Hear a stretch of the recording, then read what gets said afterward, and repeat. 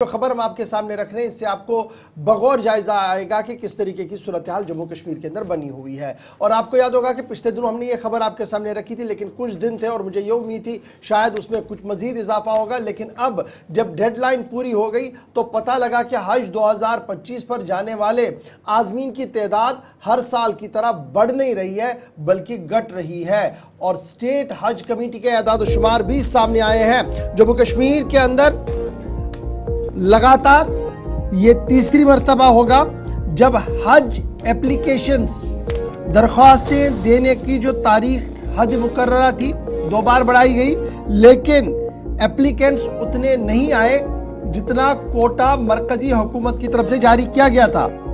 हज committee of Jammu Kashmir ने 4250 application ही रसी हुई बापत साल 2025 हज के लिए, और मरकजी हुकूमत ने 8200 स्लॉट्स रखी थी जम्मू कश्मीर के लिए। जम्मू कश्मीर मुस्लिम बहुल इलाका है, यहाँ पर मुसलमानों की आबादी ज़्यादा है, इसलिए यहाँ पर हज कोटा पर जाने वाले लोगों के लिए सीटें भी ज़्यादा रखी थी। और ये सीटें थी 8200।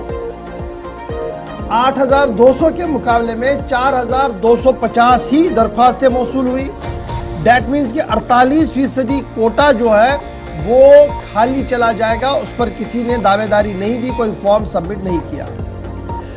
और ये बिलतरतीब ही दूसरा साल होगा जब इस तरीके की सूरत हाल देखने को मिल रही है। मुबस्सिरीन का मानना है कि माली मामला एक बुनियादी फैक्टर है जिसने ये साफ कर दिया कि अब हज पर जितनी ज़री कसीर आपको चाहिए आपके पास उतनी नहीं है, इसलिए आप जाना प्रेफर नहीं करते। पहला ये होता था कि हमारे पास जितना स्लॉट होता था उससे डबल ट्रिपल लोग एप्लीकेशंस देते थे, लेकिन 5 अगस्त 2019 के बाद उल्टी गंगा बह रही है। हमारे पास कोटा होता है, बहुत एप्लीकेंट्स कम आ रहे हैं। पहले तो माना जा रहा था कि शायद कोविड है, उसके बाद फाइनेंशियल कुछ मामला थे। अब जब सब कुछ ठीक ठाक हो रहा है, लेकिन उसके बावजूद भी सूरत हाल जम्मू कश्मीर के अंदर नहीं बदल रही है। और ये माना जा रहा है कि अब सिलेक्शन प्रोसेस जो पहले कुरानंदाजी से होता था, अब की बार कुरानंदाजी नहीं होगी, क्योंकि 4250 लोगों ने ही दरख्वास्तें जमा की है। 8200 लोगों को जाना था। इस तरीके से जब 48% कोटा खाली चला जाएगा तो ये आगे इसी तरीके से चला। आप याद रखिएगा 2 बार डेडलाइन भी बढ़ा दी गई थी। 30 सितंबर पहली लास्ट थी और पहले 9 सितंबर थी, फिर 30 सितंबर कर दी गई है। लेकिन उसके बावजूद भी जो जोश जज्बा था हज पर जाने वाले लोगों के लिए वो कम इसलिए हुआ क्योंकि हज पर जो ज़री कसीर आपको चाहिए, लाखों रुपया, समझे 8 से 9 लाख रुपया एक आदमी के लिए चाहिए, शायद उतनी फाइनेंशियल स्टेबिलिटी इस वक्त कश्मीर के अंदर नहीं है।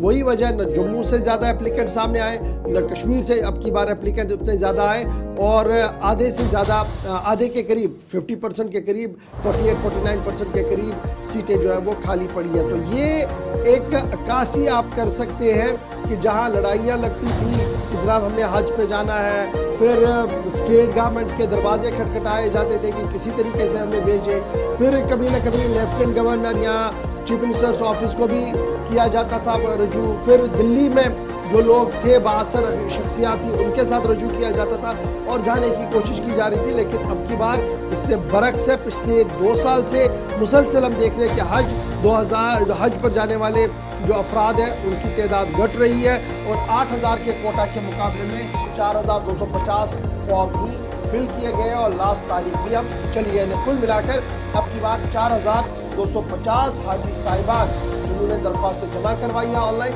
वो ही अब की बार हज का फरीज़ा अदा कर सकते हैं।